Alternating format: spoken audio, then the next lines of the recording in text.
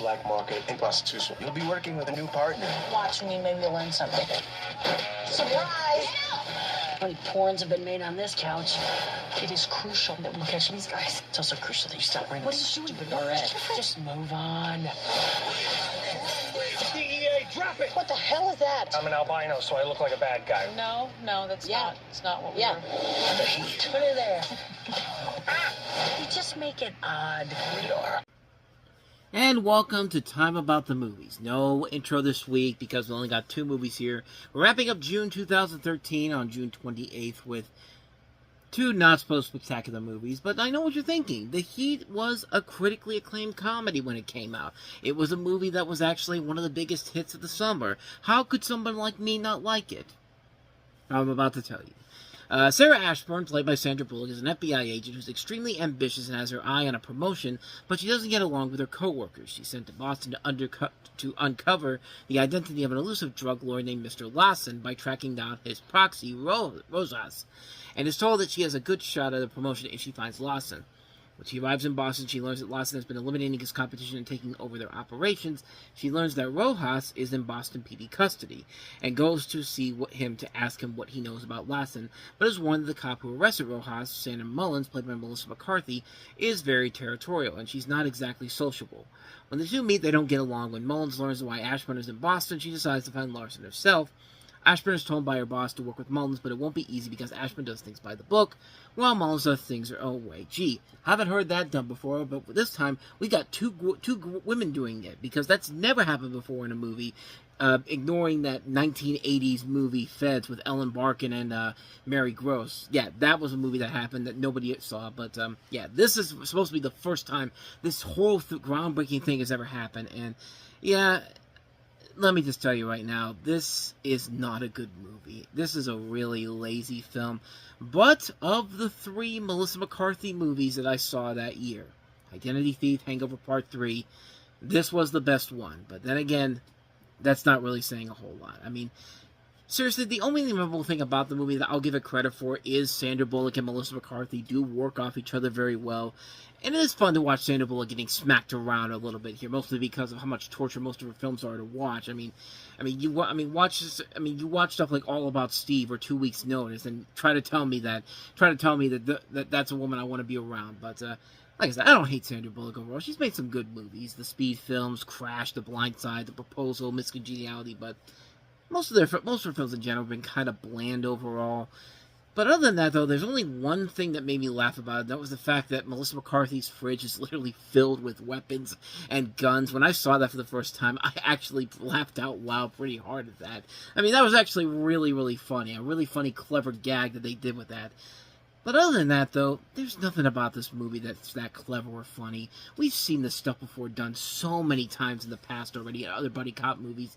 In fact, and like I said, the whole idea of 2 female cops working together is not a new thing, because that happened, would have been 15 years ago, I think?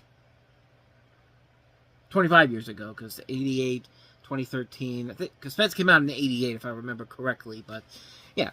This is a movie this is a tired formula that's been done before. There really isn't anything new about it that makes it anything unique or stand out in a way, shape, or form. But to its credit, I guess it's finally good to see Melissa McCarthy starring in a movie that doesn't consistently make her being obese the joke of the entire movie. I mean, Identity Thief and Hangover Part 3 were terrible at that. But at least with this one, there was at least I'll give it this. There was at least a conceited effort to try. I just don't think it really worked out in the end. I thought the comedy overall wasn't that great. The villain isn't seen until the very end of the movie. The motivations for his plans make no sense whatsoever. The characters are bland and forgettable. And it wastes a really good cast they have in here. You see Marlon Wayans in there. Michael Rappaport is in there. Caitlin Olsen from It's Always Sunny in Philadelphia is in here. There's a whole running gag in general here where the idea of it is very funny, having McCarthy's family literally hate her because she arrested her brother, and it's just like they hate the fact that she's a cop and all that. But I'll explain why that's not a good thing either. The biggest problems with the movie I had is that it's one of those movies that's trying way too hard to be raunchy for the sake of being raunchy by throwing in way too many F-bombs, and Sandra Bullock finally snapping, and the way she just uses the F word in this is just so terrible. To say the words fuck and shit really are not that hard to do, but Sandra Bullock literally makes it seem like it's the most it's never been once heard out of her mouth before this point. It's just kind of like, the way she said it is so cringeworthy. It's just like, just say it! It's not that hard to say. Fuck, shit, there, I made your job easier. Now let's tackle something every year like world hunger. But, I digress. Let's go back to what I said before about McCarthy's family being like, she doesn't like her family doesn't like her because she arrested her brother and because she's a cop and all that. Now, that could be funny, but they take it way too mean-spiritedly for no reason whatsoever. I mean, the family is so harsh on her because she arrested her brother. And yeah, I get it. I get it. You don't want to do that because that's your family. You don't want to arrest somebody like that. But you know what? The law is the law, and you have to do that.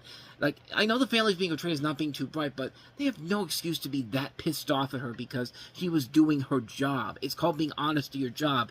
And you know what? In a world where we have so many crooked cops taking over, yeah, the fact that she did that, I give her a lot of credit for that. Like, that's a really hard thing to do. And yeah, there's a good like I said, a good cast involved in here. I didn't even mention Demian Bichir. I didn't mention Michael McDonald, Jane Curtin, Tom Wilson.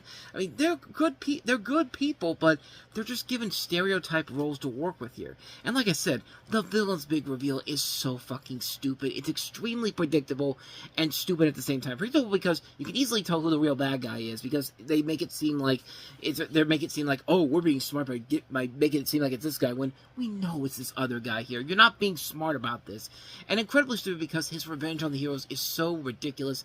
And I hate this, and I'm sorry to say this for you people out there who hate this word, but it's fucking retarded, especially when you see how easy it was to defeat him. Like, this movie tried to be something completely different and new, but it just ends up pulling the same crap we've seen done before, except with Bullock and McCarthy in it. And like I said, they're the two strongest parts of the movie, but other than that, though, I really don't get why people like this movie at all. This is a terrible film. It's forgettable. It's boring. I've never had the urge to watch it again. And quite frankly, I don't want to watch it again because I just don't think it'll be as funny as people make it out to be. Plus, I know Paul Feig's done a lot of other better movies. Some that actually people hate, but yeah, I'm sorry. Ghostbusters 2016 was not terrible. Sorry. And I just lost a bunch of my audience on that one, so sorry. Like I said, okay.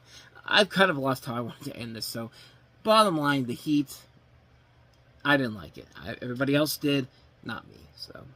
But at least we can all agree that this last movie here is absolutely terrible. Roland Emmerich is back once again for the second Die Hard in the White House movie of 2013, White House Down.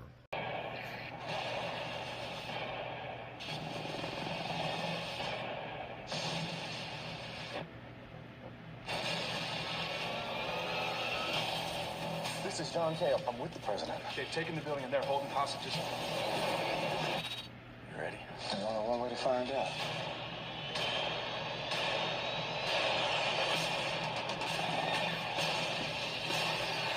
White House Down. Rated PG-13.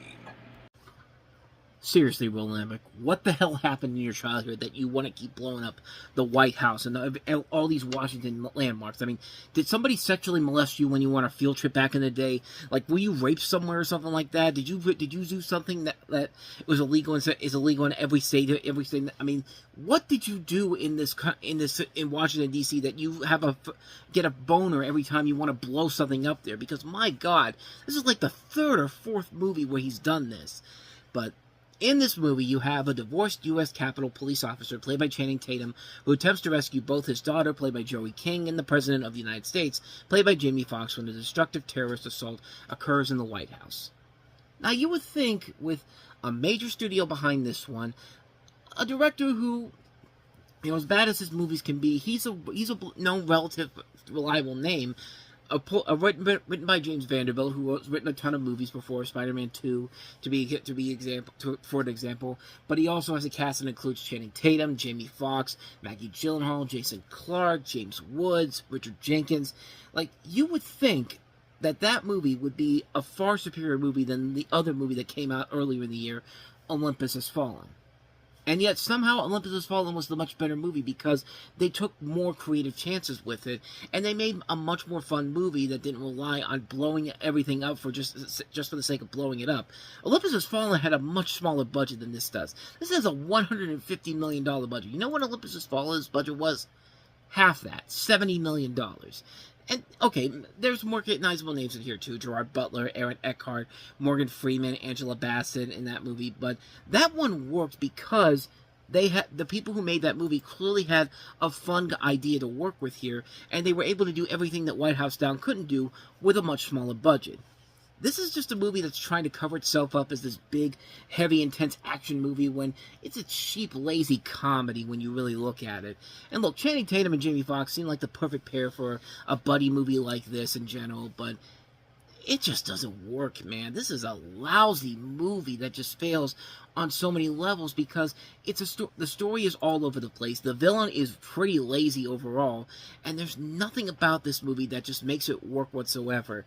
And like I said, the better Die Hard of the White House movie was Olympus Has Fallen. That was the much better film, but this one gets too ridiculous for its own good. Even people who love Roland Emmerich and went to this movie felt like they were underwhelmed by what they saw here. Yeah, this thing is fucking terrible, and just proof that Roland Emmerich clearly has lost his way at this point because, it's weird because he makes a movie that's much smaller and anonymous that you think, okay, he's going back to his roots here. He's going back to making smaller films to get people to realize that, hey, I can do anything but these big projects here, and yet nobody goes to see that movie, and then they make this film, and yeah, it's just a terrible, terrible movie, man. This is a horrible film.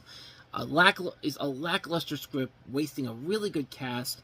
And yeah, if you want to watch the better Die Hard in the White House movie, go back and watch Olympus Has Fallen. That's the better movie.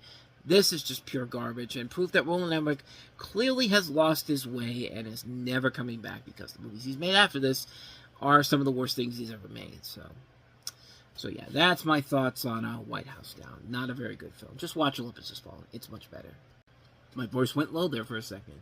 With all that said, we're going to wrap up this episode of Time About the Movies. But next time around, we look at 4th of July weekend. We've got the return of the Minions in the sequel to the breakout hit of 3 years ago, Despicable Me 2. Another big animated sequel, Illumination's first big sequel overall. We also have a movie I'm kind of curious to rewatch again. Johnny Depp and Gore Verbinski, and in Gore Verbinski's The Lone Ranger, which stars Armie Hammer in the title role.